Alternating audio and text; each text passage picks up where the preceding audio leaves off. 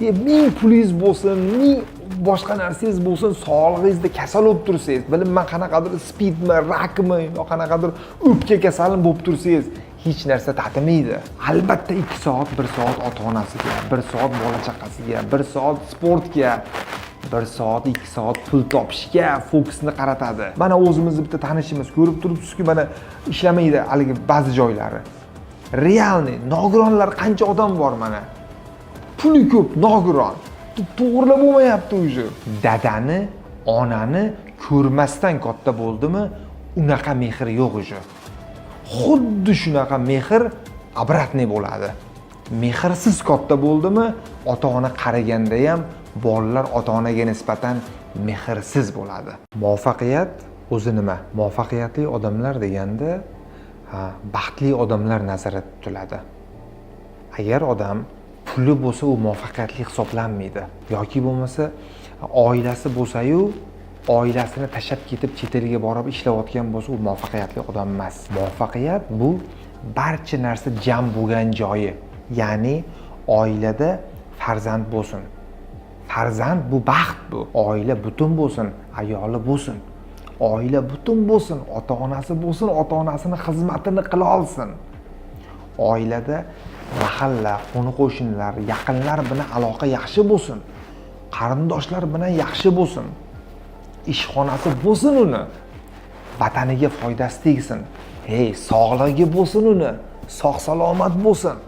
Ming pulingiz bo'lsin, ming boshqa narsangiz bo'lsin, sog'lig'ingizda kasal bo'lib tursangiz, bilmaman qanaqadir spidmi, rakmi, yo qanaqadir o'pka kasali bo'lib tursangiz, hech narsa tatimaydi. Tasavvur qiling, siz qanaqadir kasalsizda, pulingiz ko'p, lekin sizning kasalligingizga davo yo'q. Bor-ku shunaqa kasalliklar, mana raklar, boshqalar.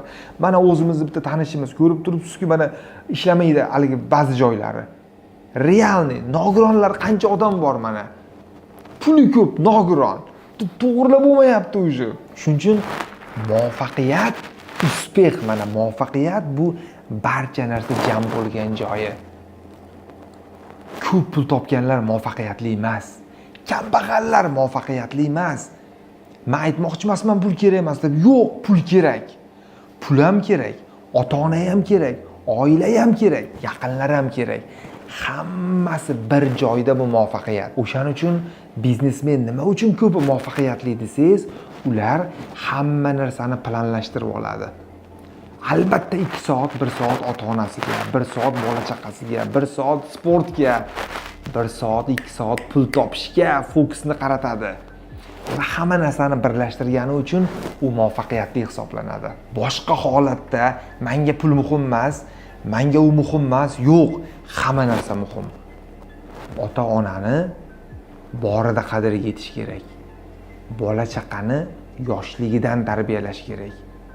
Yoshligida, fundamentda fokus qaratmasdan turib, faqat pul topishga fokus qaratildimi, yosh bola katta bo'lib qolgandan keyin o'sha eng shirin joyi o'tib ketdi. Dadani, onani ko'rmasdan katta bo'ldimi, unaqa mehr yo'q o'sha. Xuddi shunaqa mehr obratniy bo'ladi. Mehrsiz katta bo'ldimi, ota-ona qaraganda ham bolalar ota-onaga nisbatan mehrsiz bo'ladi. Eng shu balnoy joyi shu. Men buni gapiraman, chunki meni otam katta bo'lish jarayonimda 10 yildan oshiq chet elda bo'lgan. Men ota mehrini real menga kerak bo'lgan.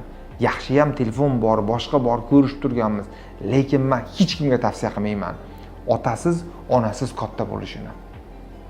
Bu eng muhim joyi.